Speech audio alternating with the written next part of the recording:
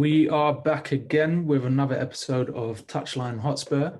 I'm your host today, Sai, and today I've got some all-stars with me, lots of fades and good hats and do-rags and all of that stuff. So today we got Tops with us. How you doing, bro? Yeah, I'm good, Sam, man. What's going on? Not too bad, brother. Not too bad. We've got Tobes. Yo, bro. Glad to be Loving here. the hat, man. I know. Wearing a Brooklyn Nets hat. Yeah, repping my team. Aroma top though. It's a bit yeah, I know. It's a mad combination of brands on show today. But listen, I had no clean tracksuit, so I thought, I had to check this out. So fair play. And last but not least, with the sharp fade, we got Ohio. Come on, man. Lockdown trim, baby. Come on. Back in the game. So we got quite a packed week this week. We had 2 games, one Premier League, one Europa League, as per is the standard for us nowadays. So we'll start off with Brighton. We basically faced them in our first game, aired on Sky Sports box office, which is safe to say that probably none of us paid for it. Anyone want to take us through lineup? All I'm going to say is in 3 years' time, our lineup needs to include Tariq Lamptey. That's all I'm going to say. That kid he's a bad man, a very bad man. He's a slight fellow, but he's got quite a fair bit of bite to him, isn't it? He's the real deal, man. Our team was Lloris, Doherty right back, Reguilon left back, Alderweireld, Dyer, Sissoko and Højbjerg midfield with Ndombele, and then Lamela, Son and Kane up front. Yeah, so that was the starting 11 against Brighton. I mean, it was a game that was, I don't know, it's kind of been a game that I feel like we've seen this kind of a number of times especially under Jose, whereby we start off sort of bright, lots of energy, lots of possession, lots of chances. And maybe we might put 1 or 2 away and then we maybe take our foot off the gas. And then all of a sudden we find ourselves maybe not having as much of the possession. And actually the team who's away taking a lot more onus in the game, making a couple subs, but then us, somewhat sneaking or getting ourselves the W by crook or, and in the end, obviously the big man got the goal that we needed to get us the win. It was a frustrating game at times. I felt like the subs as well that he made were obviously bar Bale coming on and getting us the winner. I felt the subs were a bit interesting, but overall, I mean, I can't really complain, especially if with this period of games coming up, a game like Brighton at home, a win's a win at this point. I'm taking that every game and try not to get too ahead of myself. But these are kind of games that we just need to get through and then think about the next one. And it's important because we got our first win in the league at home as well. So, indeed, the first goal sparked quite a fair bit of controversy. 13-minute penalty by Harry Kane. What did you guys think of the decision to award the penalty and the subsequent abuse that Harry Kane endured? I think I'll start with the abuse. I'll start with the decision first. So the decision, I mean, from the referee's point of view, you can't really blame the ref for giving that as a penalty because obviously contact has been made, it's inside the box and it looks like a foul, but really and truly, Harry Kane knows what he's doing there. Like, he's looked at Lallana twice. He's seen Lallana in mid-air. Like, he has purpose. Lallana's going for the ball. Yeah. Kane is pretending as if he's trying to look for the ball, but he's barged into Lallana and he's forced the referee's hand and a foul's been awarded. So for me, bro, if that wasn't given as a penalty, I wouldn't have complained because we knew what Harry Kane was doing. Now, on to the backlash that he was getting. It's like I feel like it's like a coin. There's 2 sides to it because I do feel like it's excessive because why is it only Harry Kane that gets interrogated when he does something that's considered not sportsmanlike or whatnot. Why is it only him that gets interrogated? I remember against Arsenal when he supposedly dived for against Socrates, he got interviewed about it, and they replayed it to him after the game and made him comment on it like there and then. I'm thinking, why is it only Harry Kane that this happens to? But then on the flip side, as I said, you also have the likes of Danny Murphy and whatnot. When Kane does con his way into a penalty or does go to ground or dives, it's being branded as clever, savvy. When other people do it, it's, oh, they're diving. There's no place for it in football. There's this, that, and the other. So I do think people were going over the top and making everything about that Harry Kane sort of conning of the penalty. But same time, I also think from our perspective as fans, we need to acknowledge that Harry Kane, he knows what he's doing. He's clever with it. Like, he knows what he's doing. He's cheating to try and get a penalty, and it's worked. So as long as we can call a spade, then I'm at peace with it. Yeah, just to try to backpack off that, like for me, like my thing with quote unquote diving in this country, like anything that you can do, anything that you get away with to your advantage, for me is just gamesmanship. Obviously, I hate when it happens against us, but I don't really throw my toys at the prime unless it's a terrible refereeing decision, aka when Højbjerg was fouled in front of the whole flipping world and Lamptey scored. But we can get onto that at another point, because the refereeing standing in this country, you know the vibes, you know what I'm saying? But, you know, the thing with Kane's like quote unquote diving and stuff, I think my thing with it in this country, obviously you said with Danny Murphy when he's previously called it, you know, savvy, and that's clearly, you know, a bit of English bias there, fair enough. But generally speaking, I think, you know, the way, what did Souness say about Lamela when he held the fake slap from Martial, when he said it's the Latin way and all that stuff? Do you know what it is? I genuinely just think that as a culture, obviously they brand the English game tends to brand itself upon run till it hurts, let them know you're there. All these key terms and buzzwords that are just disguised as hurting people. That's the first thing. And I don't want to sound peak, because obviously I love watching the English game. Like, you know, I don't overly love watching England, but I support England. I watch the Prem as much as I can. But there's a lack of finesse in the game. Do you know what I'm saying? And like diving, there is finesse to diving. You can either be good at it or you're not good at it.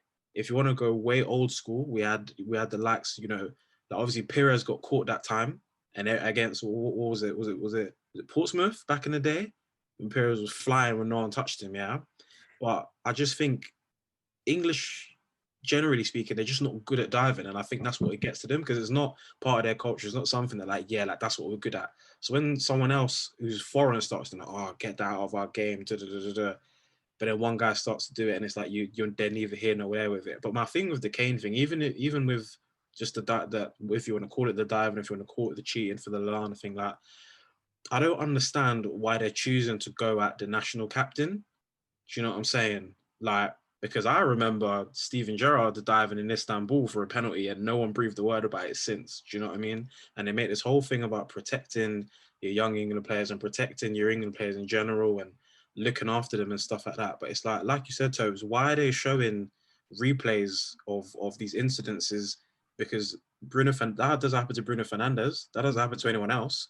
So why are you doing it to your national captain? That just doesn't make any sense to me. Do you know? If anything, you'd want to protect your national captain and brush past it, to be honest. But that's by the by.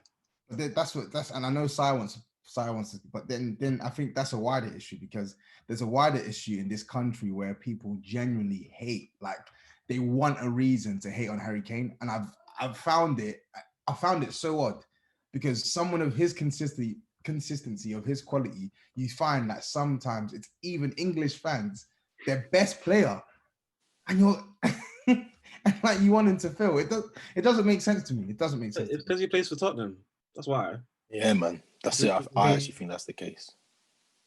In fairness, I'll play devil's advocate just a little bit. First and foremost, in terms of gamesmanship, I'm all for it. It's part of the game. You try to manipulate your opponent. It's that simple. What he's done is not cheating. It's savvy. It is clever.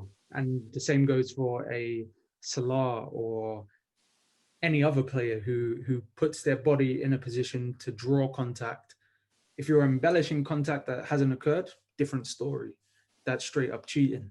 That's doing something else. But in terms of putting your body in a position to maybe protect the ball or to hinder your opponent from making an advancement towards the ball, it is what it is.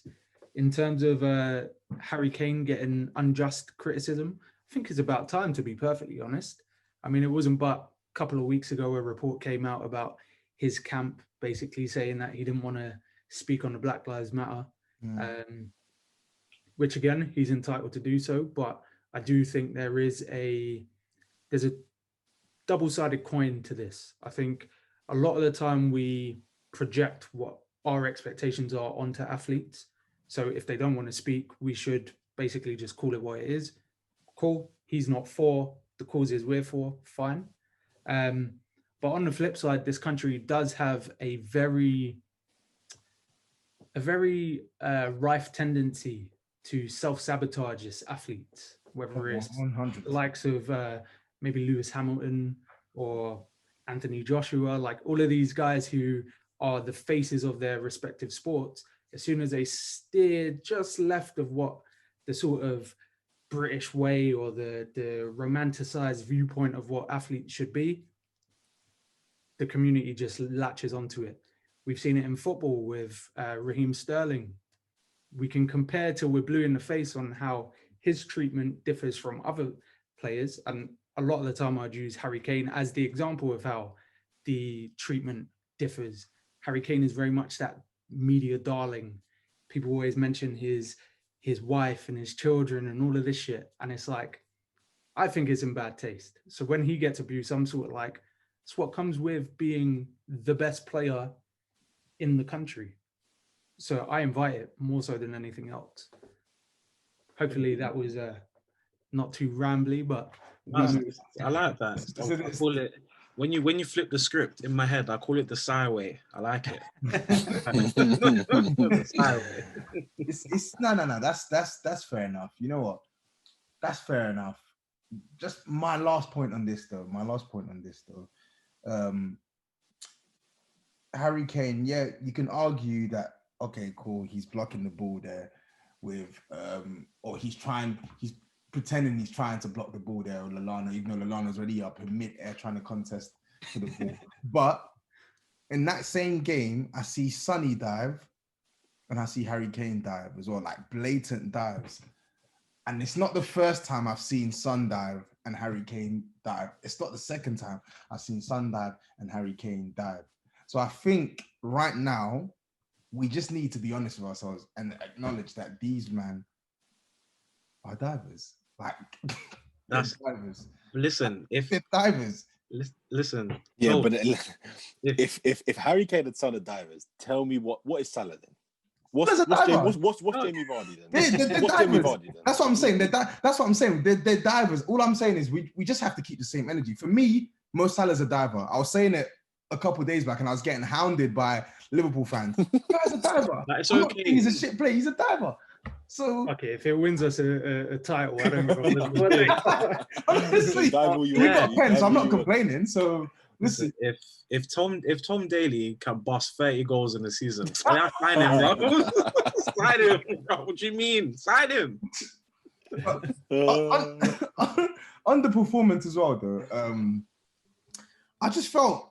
What did you lot think was behind the sort of lethargy in that sort of showing from us? Because we played like Top said, we played well for probably like 12 minutes, and then maybe 17 minutes. I'll say 17. Let me be kind. And then from then on, Brighton just dominated the ball. Like, don't get me wrong, the centre backs did well in terms of coping with any sort of threat that was coming into them, but really and truly, it's two of them against Trossard, who's not even a striker anyway. He's a false nine. So in terms of their defensive duties, I don't think they had much to worry about in that respect. But I just felt that, like, on that Sunday, more long balls, so many people laboured on the ball. Really and truly, Højbjerg and a few other, Højbjerg and maybe like one or two other players were like the only ones who actually played consistently well.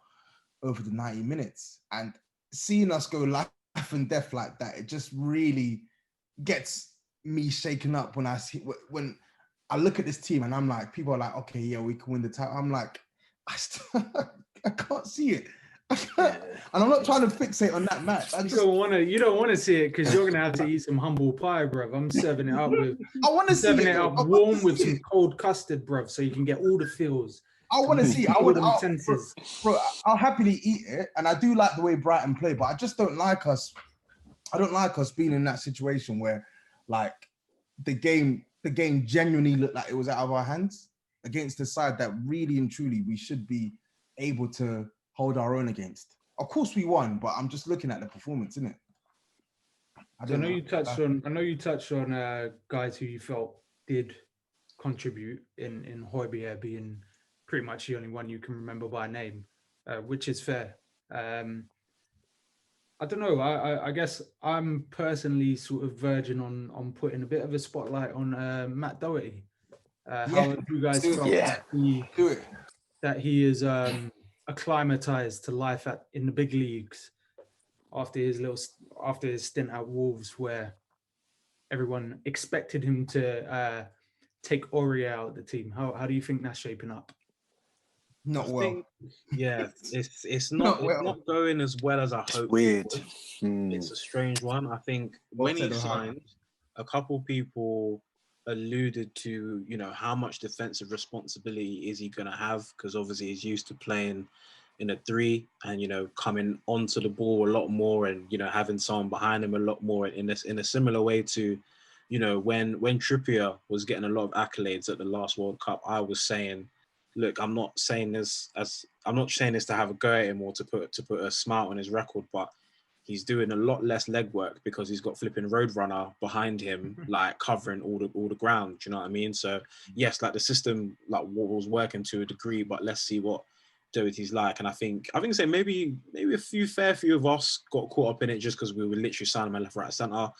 Doherty's got to work on his one-on-one quite a lot. Did he start against?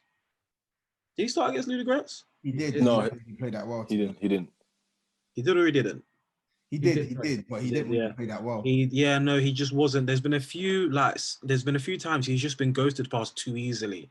Yeah. Like he's not getting twist up by a proper tricky guy.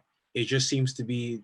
I'm sure as a reference, when LeBron has that one bounce and then step and then shoot and no one seems to know what to do. Yeah.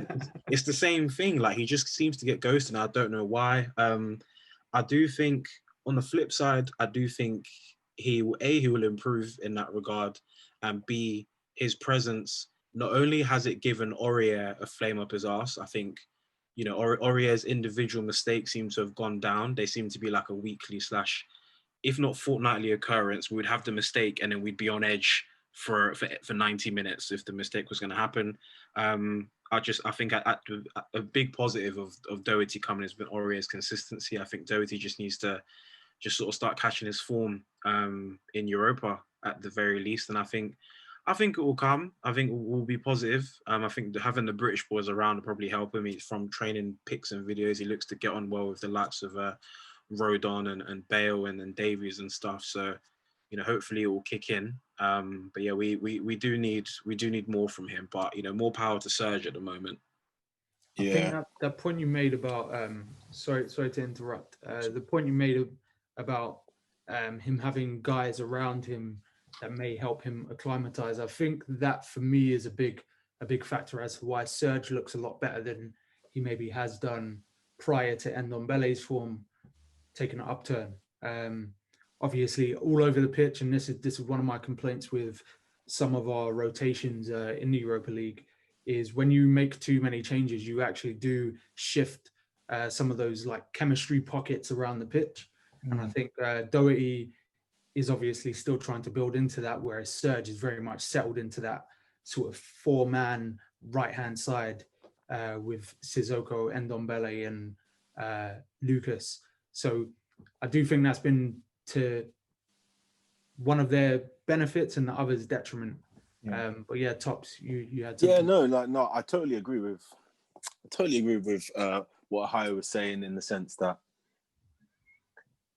clearly there's a player there. Like, I'm watching him and I don't know, sometimes I feel maybe it might be confidence as well, because he's obviously coming in and out of the team, whereas when he was at Wolves, it was pretty much every week he was playing. And I do remember thinking as well that, like, I hope he settles into the team, because for a long time, and I tried to look at some of the way Wolves had played previously, and for a long time they've really favoured a back five with him playing in that role. So I remember thinking one of the things that I was worried about was that would he be able to acclimatise into a back four, because the role is definitely more two-way as a right back as opposed to a right wing back. But I mean, the good thing that I have, or that I'm feeling, is that in the attacking areas, whilst he hasn't got a goal or an assist, he is getting in good positions, and actually he is you can see that he's very keen to get forward. So whilst that side probably will come with the chemistry, I just want to see more defensive refining of the way he's playing at the moment, because I feel like when he's a right back defensively, like we've said, I mean, it's a bit of a worry, and Serge does look better at the moment, which is probably down to chemistry, probably down to confidence, and actually having competition in the team as well. But I mean, I think it will get better. I feel at the moment we just want him to improve the defensive side of his game. Like, I wouldn't say he's washed or dusted. No, I believe that, like, there's definitely still a player there. We just need to probably give him more time to get used to the team, how we play, and obviously massively the defensive side, because it's amazing if you play in a defence that's got Cody, Bolly, Vinagre, Roman Saiz, and every week you know that them man are going to be covering your ass no matter what you do on that right wing. So actually you're free to basically do whatever you want. But then obviously in a team where I think our biggest problem as a football club is our defence, I feel like everywhere else we are good. And if there's one area that's going to define whether we can push on to the next level, it is our defence. And whilst he's a new player coming in and trying to improve that, we need him to be defensively, like, astute, Yeah, I think with him, I do, not just his defensive side, I think even his offensive side needs a bit of work right now as well, because like you said, no one is giving up on him. We know that this guy, for me, I've waxed lyrical about him, and even in his poor form, I will continue to wax lyrical about him, because everything I've seen in the last 2 years tells me this guy's a good player. 7 games ain't going to change my opinion on that, but I do need him to be better than what he's shown in the first few months of his Spurs career. When he's getting into good positions, I feel like sometimes the delivery, bar maybe 2 or 3 occasions, isn't really as good as what he's capable of. I think his finishing, to his credit, to be honest, he's had like 2 good chances, and they have been 2 good saves from the keeper. So I'm not really going to cite him on that. But then on top of that, his defending as well, like you said, Tops, defense is like the weakest part of our team, and we've brought you to defend as well as attack. So he needs to curb his natural instincts and just be a bit more resilient defensively as well. I see him sometimes carelessly giving the ball away, like you said, getting ghosted past players. And I think fatigue-wise as well, sometimes I see him struggling at like 65, 70 minutes. So I just think he needs to get acclimatized to this team. And like Sai said, that great point about Aurier already having his chemistry in this team. I think more than him having gelling into the team, I think he needs someone with a great footballing IQ to be playing on that right-hand side as well, because a big facet of his game is combination play. He said it himself.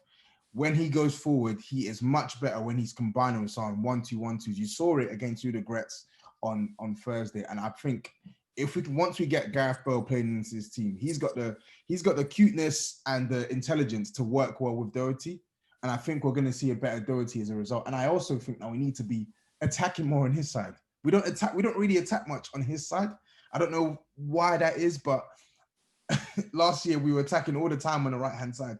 This season, we've bought an attacking right back, but we're not really like exploiting his strengths. So I think on that point though, we have an extraordinary outlet on the left-hand side in Reguilon, who provided a goal straight from Madrid with love. to Gareth Bale for the winner. I just want the love to be balanced, really. Like Liverpool, they find a way where Trent and Robbo can both affect the final third. And I think we need to find a way where Reguilon and Doherty can affect the final third, because whether we like it or not, they're our strongest fullbacks. I know Aurier is playing well, but I know head-to-head at their strongest, I'm picking Doherty over Serge Aurier. I don't know about you, but I'm picking Doherty. So no, man, no, fuck all of that. We need to find a way to make it not work. yet. Anyway, Okay. Either way, we need to find a way to make it work, and he needs to start playing well, because it's just not on. Yeah. So, we'll quickly wax lyrical about Gareth Bale. Everyone on the timeline was extraordinarily excited, me included. It's a peach of a ball and a peach of a header. Is that going to be the thing that catapults him back to the Gareth of old, or a semblance of it, or do you think there's still a lot more work to be done? I think Jose touched on it a bit. He said, the Gareth Bale that left is not going to be the same Gareth Bale, which, just mechanically and in terms of, just general human anatomy, that's just a fact. And, you got once your hamstring goes once or twice, or your calf goes once or twice, you have to switch up a little bit. I think, Toby, you said it quite a while before it was like even 30 that we were going to sign him. You said, regardless of what form he's in, we would be signing someone who does have game-winning instinct. Do you know what I mean? And some people might just say, it was just a header at Brighton, but we weren't playing well. And I don't know how Gareth Bale goes unmarked in the 6-yard box, but if that's his new skill to be ghosting into the 6-yard box like that, I'm all here for it. You know what I'm saying? Like he said when he signed, he's been in high pressure situations. He's won the lot. Do you know what I'm saying? Like Champions League killer.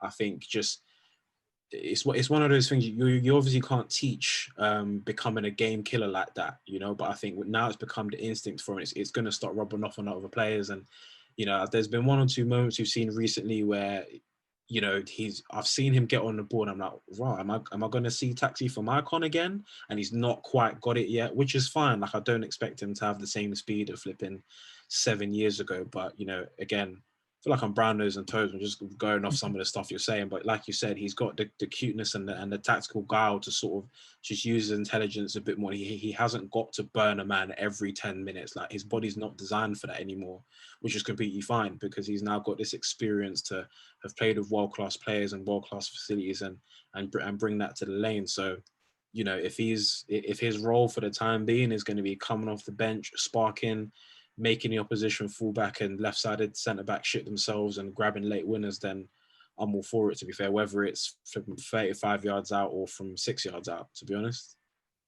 Yeah. I can definitely empathize with the fact that, like, I think people are also forgetting that, like, a number of different things with him. Like, I think mentally he's in a way happier place. Like, you can clearly tell from being in and around people who clearly, like, I wouldn't say adore him, but are very fond of him and they're happy to have him back. He has a fan base which are very, very happy to have him back. He has a manager which obviously supports him. And I think we forget that, like, he hasn't been playing football properly for a good year, a good season and a half, whereby he's been playing regular, high level football. And I feel like Jose said, we have the stats and we know he's arriving. And I think, like, that's very important for us to kind of take into account, because whilst you have someone like him building his fitness back, it's even better to have someone like that at 60% winning matches for you, because these are the sort of things that make the difference between you going into a game like Brighton and drawing because you didn't take any chances, but actually not playing well, and you have a person that has the ability to win the game for you. So I feel like his happiness is a big thing. His fitness will come, and we always know that the quality will be there. I'm just happy that it's happening slowly and we're not rushing him, because the last thing we want to do is push it too much and then maybe he picks up an injury or something happens, And against, I suppose, teams like Brighton and Ludogorets, you can build this fitness and touch wood, hopefully this weekend against, what is quite a poor West Brom side. I would love to see him get the opportunity to start with Kane and Son and see if they can really have a go at them, man, come Sunday. Yeah, that takes us nicely into the game against Ludogorets. It finished 3-1. Quite a drab game. We lined up with a 4-2-3-1, not too many surprises. One addition in the back four, switched up the midfield a bit with Harry Winks and the Celso, Lucas Bale coming in. How do you guys rate the performance as a whole? Standout players? It was very good. It's a really good performance. Standout players for me. First half Winks. Harry Winks for the whole 90 minutes. I think he was really good. I think he was probably the best midfielder on the night. Lo Celso looked good. Obviously he scored. Højbjerg came on and he looked like Højbjerg. It's crazy the level that this guy is playing at, no matter who we're playing. Harry Kane, imperious as ever. Like he's on another level this season. Like it's crazy. Like whenever he plays now, like it's crazy. He plays with such confidence. Like he's gonna net. Literally within like a minute of the match starting, Harry Winks is putting through on goal, and we're like, okay, cool. You've missed this one. Yeah, you're gonna do something today. You're definitely gonna do something today. But it was a good performance. It was a good performance. And I know we're going to say it's Ludogorets. It is Ludogorets, and we should be playing like that against Ludogorets. But as we saw against Antwerp, the mindset wasn't there from the jump. I think if the mindset was there from the jump, then you would have seen a much different performance, because that team we put out against Antwerp, no one can tell me that team ain't good enough to beat Royal Antwerp. I know players underperform, but that team is good enough to beat Royal Antwerp. But that aside, it was a fantastic performance. I didn't think they deserved their goal, but they can have that goal. And yeah, good away win, and hopefully get another 3 points at home, and that should be us on the brink of knockout qualification. I think Bergwijn looked a bit better than his recent cameos and starts. It's hard to get a run of games going. I hope it was his ankle that went, didn't it, before lockdown? I think it was his ankle. I'm hoping he's starting to get over those troubles. I remember when he played in the United game, even though he scored, apparently he was playing for a lot of pain in that. So hopefully it's not an injections job for him at the moment. But yeah, no, I think he should have scored when he come on. Bergwijn, that would have done wonders for his confidence. We want happy squad players. People that come here to start obviously aren't gonna be happy benching, but it would have been nice if Bergwijn bagged one of his two chances. I think Vinicius, it will come. I think it's gonna come. Do you know what I'm saying? It's not. There was a couple. There was a couple of Janssen shouts from certain man, but let's not name it on this pod. Let's not. We know that was really, keep that thing in the chat. No, it was wild, man. Like I think he's a good player. Like, and I said it yesterday. I just felt a little bit like we were overplaying to try get him involved. And actually, there were times when players probably could have taken a shot early or passed early, but they decided to hold off or try to feed him in. Because obviously they maybe realised they want to get him more involved. And obviously, for a striker, goals means confidence. Because, there were times when you're looking and you're like, it's a bit bumbling, you're asking him to hold it, you're asking him to play it. And he's making, a couple of decisions. But again, this is all very early days in his career. I mean, I think that was like maybe his third or fourth appearance. So yeah. I feel like it's very early, but I think touch wood, man, like he is hopefully becoming more part of the squad and is going to get more game time, and these things will come. Like, this is a guy, fine, yeah, it was Portuguese league, but he scored a fair amount of goals, and any amount of goals at any level is goals. You ain't going to turn your nose up at someone who scored 15, 20, 25 goals. That's precisely what got Janssen to the club, mate. Listen, Janssen, nah. Oh, Janssen, man. The thing with Vinicius is he's gonna score soon. I think the thing that if you ask me, I don't really care about the goals yet. I don't care about the goals yet because I know we're going to be able to create enough chances against some of the bums for him to score. What I care about is what that striker is doing when he doesn't have the ball and what that striker is doing when another player has the ball. That's what we didn't have before in these lampposts that used to literally stay up top and do jack. But with him, I like how mobile he is, and I like, more importantly, how aggressive he is. Like, he's actually like a dog with a bone sometimes, and he's so strong. So for me, I'm really not worried about him. I think that goal is going to come, and I just don't want any comparisons to certain man who can't be named. I don't want any comparisons. Hey, name him. No. It's deep. For those of you that don't know, in the group chat, sometimes I do throw out the controversial shouts just to play antagonist. So I was trying to figure out if Vincent Janssen and Vinicius Jr. were anagrams. But yeah, we move on from there. Obviously, for those of you who aren't watching on YouTube, Tobes does have a picture of Harry Kane and his massive teeth with a 200. So Harry Kane now has 200 goals in 300 games. And on the notes, it says 100 home and 100 away. So he gives you lot the smoke no matter where he is. So yeah, it's quite an extraordinary statistic. And his performances this year have been, as Tobe said, nothing short of imperious. I like to say that it's messy things. Do we feel like he's on course to break in some of those sort of mythical records in the Premier League, or do we feel like those are slightly out of reach? It depends on where he goes. A lot of it is if he stays in the Prem, regardless, I think if he stays with us, definitely, and stays fit, obviously touch wood, we want to stay fit wherever he goes, to be honest, even if he did leave. He's just a bit, I don't want to say he's tight for time, he's tight for like games, do you know what I'm saying? So I'm looking at it now and I think who flipping proper smashed it? So like Aguero's on 180 in 265. So if I do quick maths, Harry's got to get what?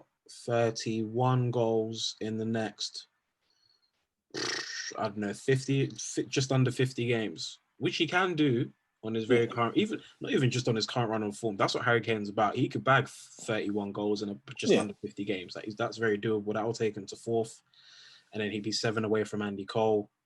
Alan Shearer did get 260 though in the Prem alone. That is a lot. Which is wild when you think about it. It's wild. 441 games. Like the ratio is brazy. Do you know what I'm saying? Like I think Kane has the best. Does Kane have the best ratio so far? Yes, I think so. Yeah, he does. Yeah. So Kane's ratio is 0.69 goals per game, and then the closest ratio to him, funny enough, is Aguero 0.68 per game.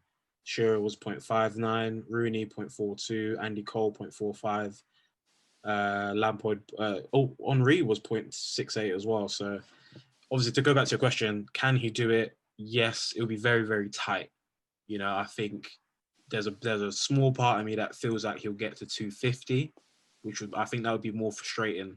I'd rather he got to like 220 or something, just so it's like, oh yeah, Shearer's team was just too mad.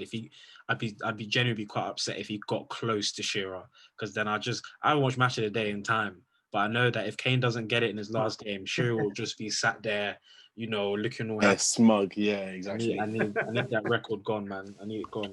Nah, he'll get it, man. I'm sure he will. The most impressive thing for me about Shearer's record is the fact that he did it with those heavy ass fucking footballs.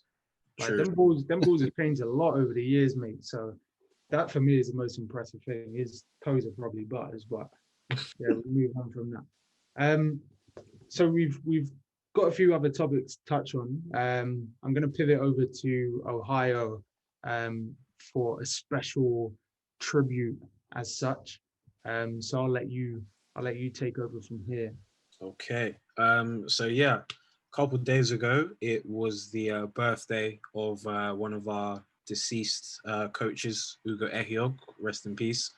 Now, with me and Ugo, I say me and Ugo Ehiogu like we were boys, obviously, but with Ugo, when he passed, it's not that I didn't care. Obviously, it was very, very sad, but I think I didn't quite understand, how like so many positive vibes were coming out from the club, and so many players had so many young players, so many things to say. And I thought to myself, this is interesting because the guy didn't play for us.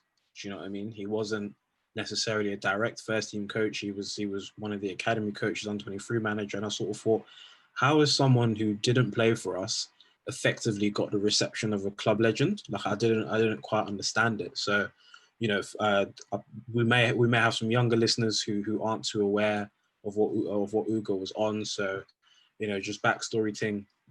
He signed for West Brom when he was first starting out, and being Nigerian, his parents were saying no, it's either books or football, and apparently they only let him sign at West Brom because West Brom were the only club that let him do his A levels, and he was the only player doing his A levels, which I think transfers into something I'm later going to touch on as in terms of his like development for young players as under 23 coach. So yeah, he was also the first black captain of England under 21s. I found out the other day back in '93. And in terms, I think he played 4 times for England, scored once, which means he has a better goals to game ratio than Paul Scholes and Steven Gerrard, and equal with Frank Lampard.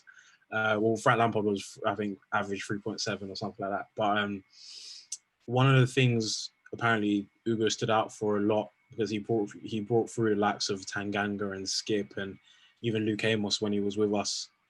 They all had really, really good things to say about him. But something they said with Ugo, he never gave a handout to any player. He always gave a platform. Like that's who he was as an individual.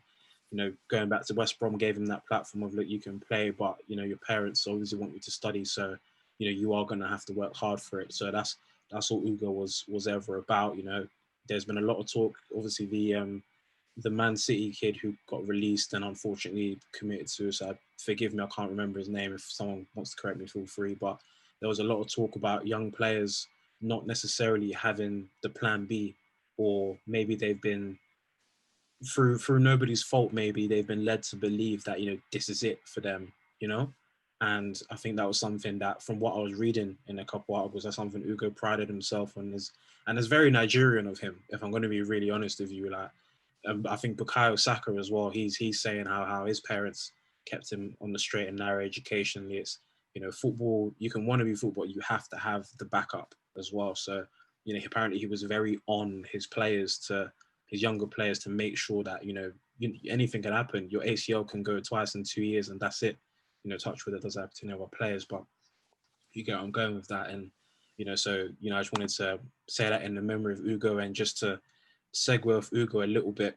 I think something that is not necessarily spoken about much through our club, and maybe that's just because we tend to get on with it, is the importance of having a black coach, especially in an area like Tottenham, because I'm definitely saying someone's phrase verbatim here. I will try and quote them if I tweet about it later on. But in an area like Tottenham, you need maybe not necessarily the starting 11, but you at least need the coaching, and whoever's coaching under 13s and stuff like that. You have to be representative of the area. Not every single person in the academy is going to come from the ends, but there'll be a lot of man from the ends. And I obviously I played mainly rugby growing up from like 11 onwards, but when you have a coach who either looks like you or at least resonates with where you're coming from, it just hits a bit different. You know what I'm saying? They understand you a lot differently. And I know recently the Spurs coaches, they started this they had this black coach pathway going on. So I did a bit of digging, and I don't know if I was surprised or proud or both of the amount of black coaches you got in the system. So just like working backwards. So we have a couple guys who are in like the 30 to 39 range that were academy products, didn't make it, jumped into coaching early, and Tottenham brought them back to start at lower levels. So we've got Anton Blackwood, who is one of our global coaches. He works in the South Asia region. We've got Chris Riley, who's one of our senior coaches. We've got Sam Cox and Will Antwi, who are both academy coaches. And then coming up, the current England under-17 coach, he did a similar pathway to Sam Cox, Justin Cochrane. He used to be a Spurs coach as well. I'm shocked by that, you know. Pardon? Sorry to interrupt. I'm shocked yeah. by that. Sam Cox, I didn't realize he was a coach for Spurs, because it's crazy. He was in the same age group as like Townsend and all them, and that's nuts. It's so mad. Like when I was finding these names, I was like not confused, but I just wasn't sure what to think. Do you know what I mean? In a good way, of course. But yeah, we've got Troy Archibald Henville, who's youth coach. He's also head of the under-13s as well. And then coming into more prominent names, obviously we've got Chris Powell. So he, you know, a certain man who used to play for us and the enemy has spoken a lot, been very verbal about black coaches getting their chance. You know, Chris Powell has been one of the guys at the forefront. You know, he's coached at Southend and Huddersfield Town, and he was, I think he was Steve McLaren's assistant coach in Holland in one team, Ardo Den Haag, I think their name is. And then obviously he won the League One Championship with Charlton. He's now our head of coaching for the under-17 to under-23. And then obviously last but not least, we got the King, who is one of the assistant coaches. And then a couple of guys who have been through our system and doing big bits. So you've got Chris Hughton, currently Nottingham Forest manager. And then you've got Chris Ramsey, who's technical director at QPR. And now you've also obviously got Big Les, who did some youth coaching under the Tim Sherwood reign, I believe it was. And now he's director of football at QPR. And I don't want it to just feel like I just listed off all these guys, but look how great we are sort of thing. Like, I think it's one of those things, I feel like a large section of our fan base, it's not that they don't care, maybe they just don't understand how important that's going to be, because the reality is you could have a young black kid from the ends, and just the way he might be just normally, there's certain types of banter that he might just not find funny, and certain coaches are going to think, oh, what's his problem today, or he's not applying himself, or because they don't understand the demeanor is automatically negative to them. And then it's going to reflect on how they coach them. It's going to be all like, he's not that arse and I'm not going to pick him. My man's going to be wondering why he's not going to get picked. It's just a bad cycle, and eventually man gets dropped. So, you know, and it's not just saying, yeah, have black coaches just for these kids. It's also on, I think I read, who was it? Even John McDermott, one of our like head scouts, was saying the likes of him, they're learning from these coaches, because they're thinking, okay, like, how are you getting this out of the likes of Tanganga, and how are you getting this out of the likes of these kind of coaches? Do you know what I mean? So yeah, I just think that's just a really, really positive thing that we're doing as a club. And I know I slightly mentioned Judas, but I'm going to name him by name just for this one. No, I'm going to have to. You know, we can ask. You can bleep me out if you want, but Ledley King actually said, obviously he come generation after that guy, and he said, you know, obviously Ledley was like, you know, I believe in my ability and stuff, but he said there were a few times when he was younger, he'd look around and be like, oh, there's not a lot of guys from my area tend to make it, sort of thing. And then he said he saw Sol Campbell in the first team, and he said, look, you mentioned his name. Edit no. You couldn't just keep it as that guy.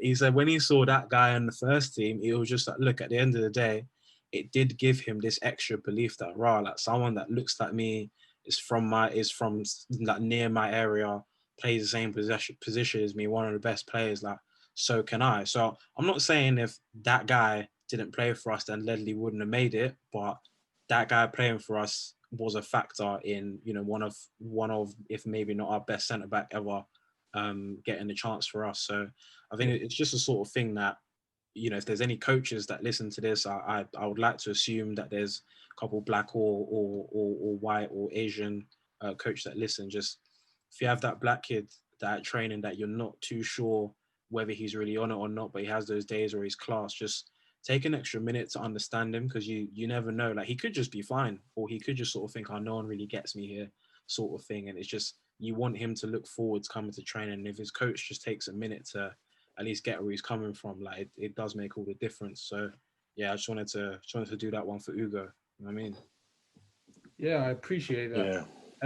On your point as well, outside of just the relatability aspect of it, in terms of just the law of averages, it's important for us to basically look at the field of, say, Premier League players who are from a black background, whether that's of African descent or Caribbean or British Caribbean, British African.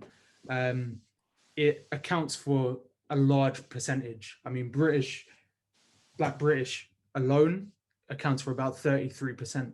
So for us to only really be able to name Chris Hughton as a Premier League caliber, in quotes, manager from Black British descent is somewhat ridiculous. It's not representative of our contribution to the game or the field of players who have transitioned into coaching, who get those opportunities at the top level. So a lot of people, like, I don't know how representative this is of actual society, but a lot of people feel like initiatives to transition Black players to coaches and potentially give them management roles is some sort of handout. I think what it does is it undercuts a lot of the hard work that these guys have put into the game and a lot of their influence at the highest level of playing the game, and sort of dresses it up as something that isn't deserved, when in fact it's the opposite.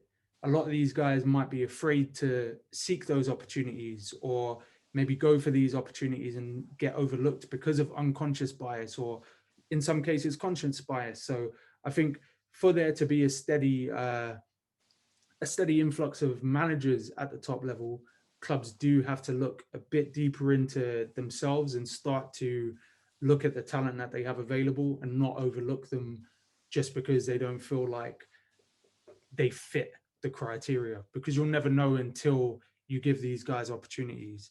I'm pretty sure not many people felt like Ledley King, for example, had coach written all over him, but we're already starting to see the dynamic shift a little bit in just seeing him on the touchline, having those little conversations with the players, with his little notepad and all of that stuff. It's a positive thing. There will be Black coaches somewhere, or Black aspiring coaches, or even players who have been released from academies, as you touched on, who look at that and say, okay, cool, he played at the highest level. That's another job path that I could potentially go down. So every little helps with that type of thing. So it is definitely a positive to see.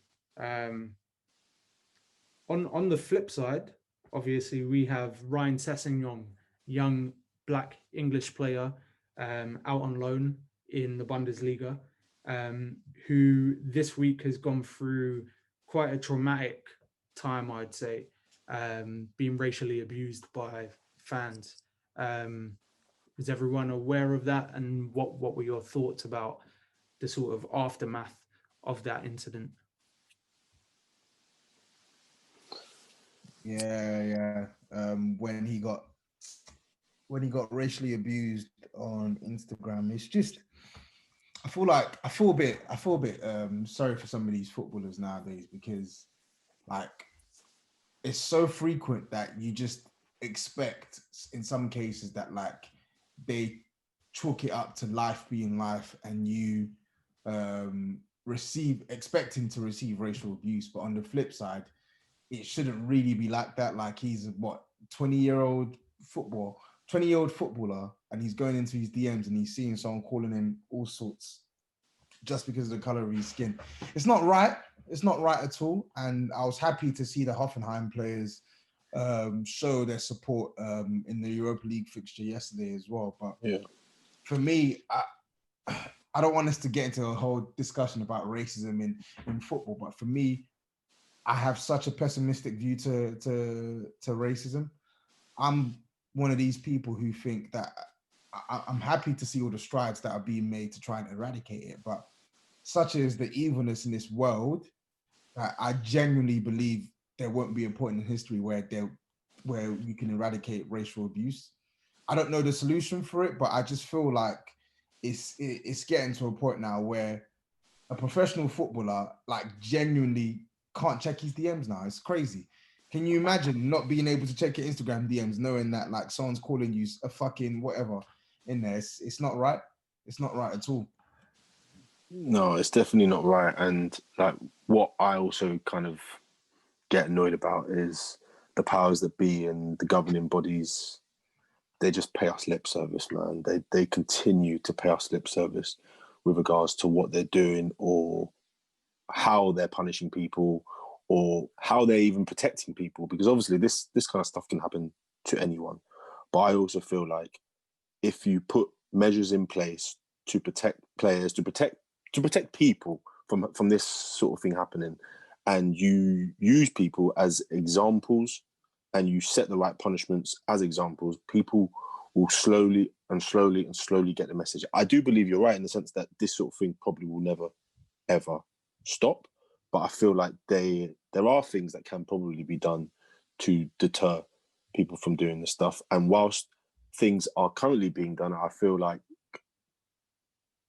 the decision-making and the punishments that have been handed out previously, there's just too much of a disparity. You know, you can do one thing and then you compare it to another thing, and the difference between the two, even though the things that might be said might be very similar, the difference between how one's punished or how a nation is punished sometimes comes across different. I feel bad for Cesc because obviously he's gone over there trying to get his, you know, not his career back on track, but he's trying to get, you know, football and trying to get in routine. And this sort of thing, like for a 20-year-old kid who's probably over there on his own, it's crazy to think that he's having to put himself in this position and people are having to support him like this so early into his like move over to Germany as well. So, you know, it upsets me, man. Like, to be honest with you, no one ever wants to see that, be it a footballer, be it your little brother, be it your friend. But I just feel like there's so much that we as a group have always been mentioning in terms of like people who follow football Twitter, but we can see it. But why is it that the powers that be seem to not really understand that there's like a seriousness to this that they don't seem to be taking? It confuses me a little bit because like this is probably going off a little bit, but like you look at some nations where a lot of the players are predominantly black, and you'd think to yourself, if you're representing the country or representing a team, the minimum they're going to be doing is trying to protect you at the minimum because you are the players that are representing that team or that country.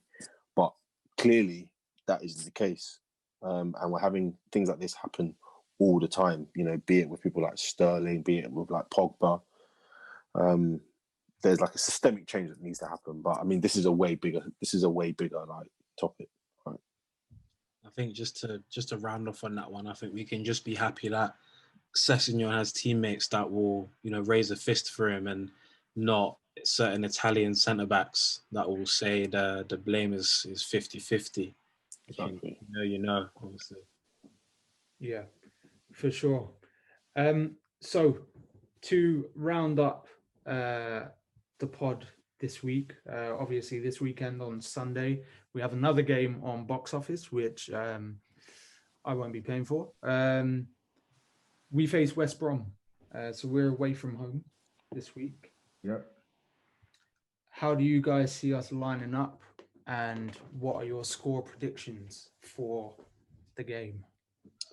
I think that I've seen Lamela is training in a boot, so I genuinely think they're going to keep him on ice so he can press the hell out of Ruben Diaz and them, man. I genuinely think that's what's happening here. You know what? I not see him start The any of them.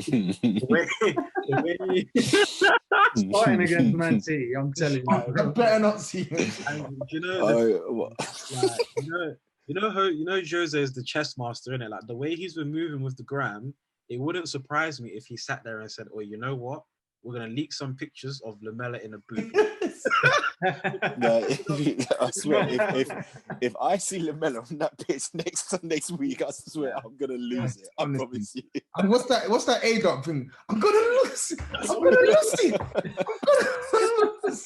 I swear, if this is some long play, I swear I'm gonna be so mad next week. What I wasn't getting is this guy is in a protective boot, yeah?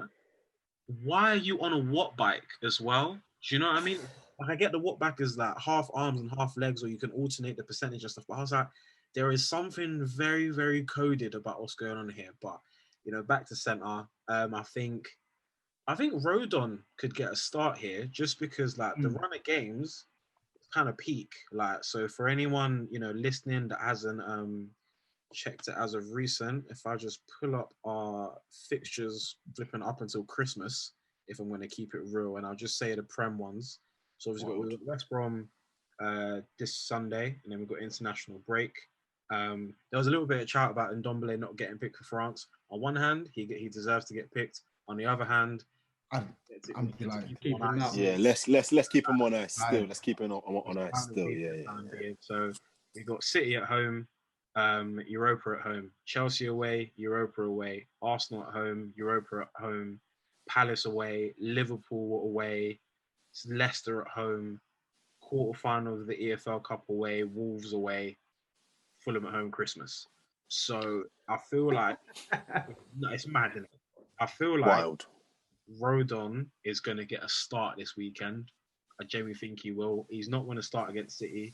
He can't play against regrets. I don't think he'll start against Chelsea. He can't play against Lask. I don't think he'll get a start at Arsenal.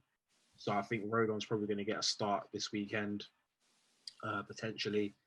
I think Bergwijn could get a start. I'm not. The reason I'm not sure Bale will start. I would like to see Bale start. Obviously, I think Bergwijn's going to get a start only because Jose is definitely.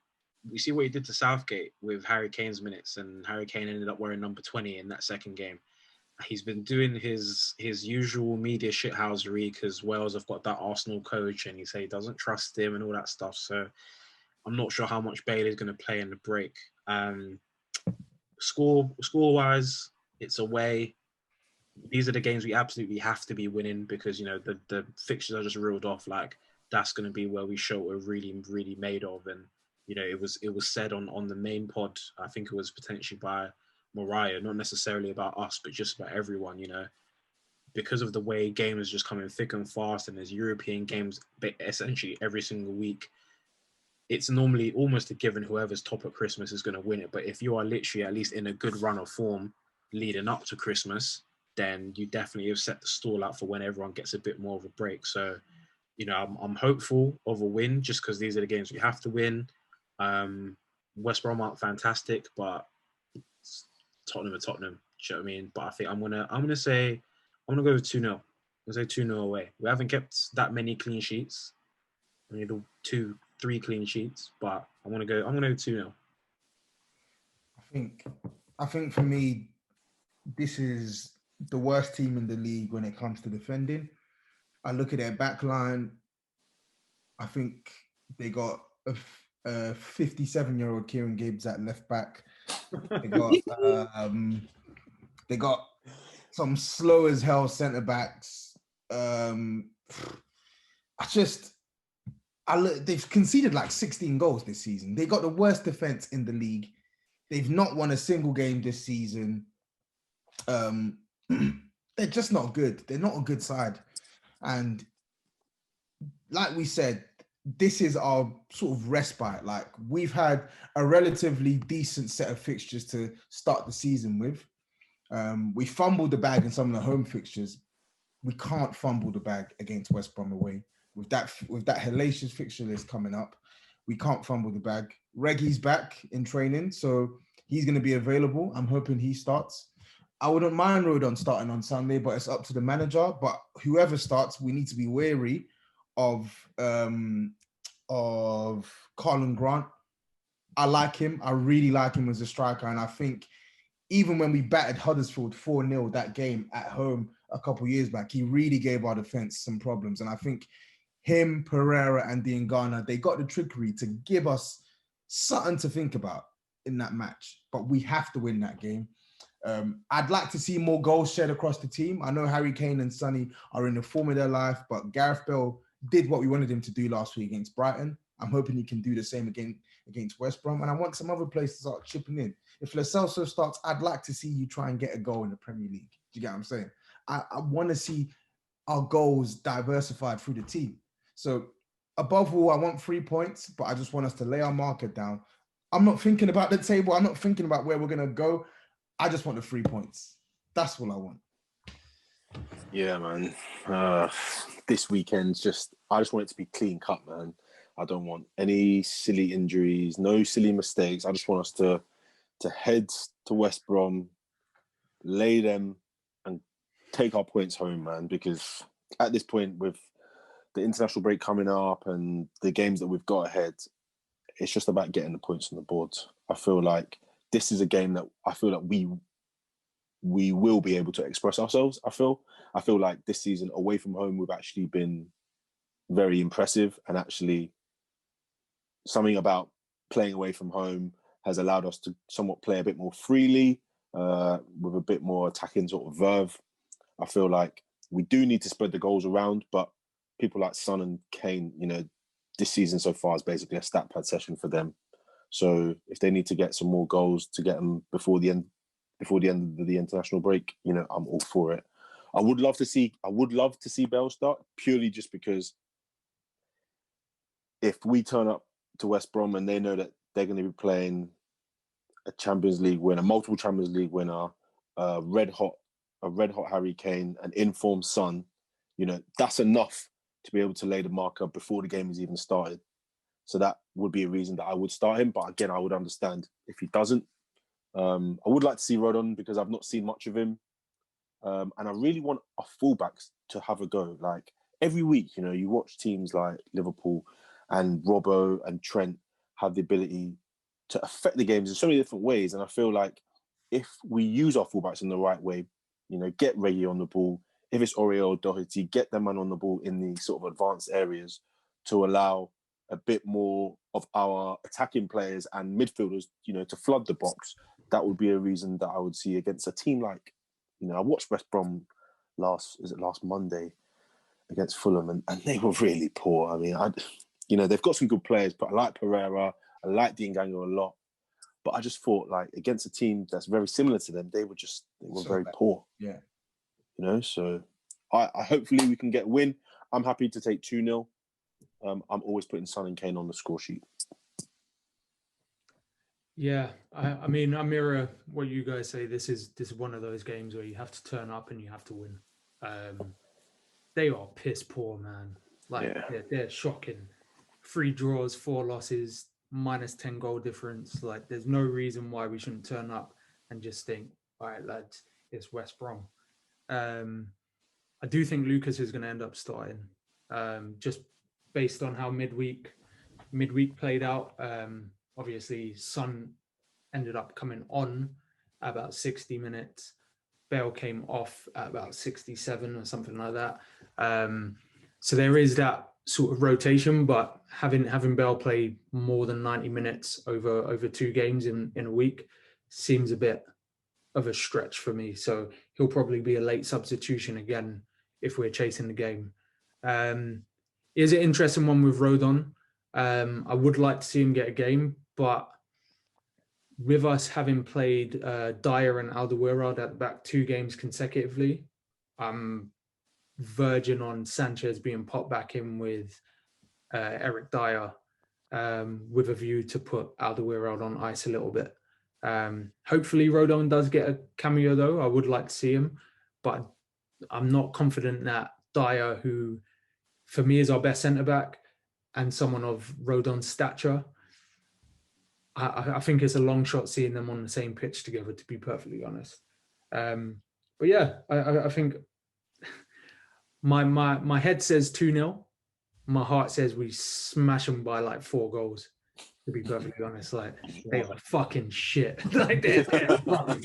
They are rubbish. They're rubbish, man. They're rubbish, man. They got Branislav Ivanovic playing at centre back at like 61 years old. It's ridiculous. Like in midfield, forget about the attackers. Their midfield, Krovinovic, Livermore, and who's the other one? Sutton Henderson or something like that. Oh, we should run them, man. We should run them, man. Come on, man. If we can't beat West Brom, then I'm taking out my belt and I'm driving to. In fact, fuck the driving. I'm cycling to Hotspur Way. I'm lashing some asses, man. There's no way on earth we can go there and not get 3 points. I'm sorry. It's unacceptable if it happens. It won't happen. It is. Yeah, I mean, if we lose, then our podcast next week is going to be fire. Oh god. fire and brimstone, Oh, mate. man. So something to look forward to if the quote unquote Spursy seeps in this week. But yeah, for the most part, that's everything for this week. Pleasure as always, lads. Unless you guys have something else to add. I'm all good, man. Oh, well, good, man. Good. That's it. Cool. Bit longer than usual. I can see we've run a bit longer in terms of time. So bear with us, people. If you've gotten this far, we thank you, and we hope to speak to you soon and hear from you on the timeline. So peace and much love, guys. Take care. Peace, boys.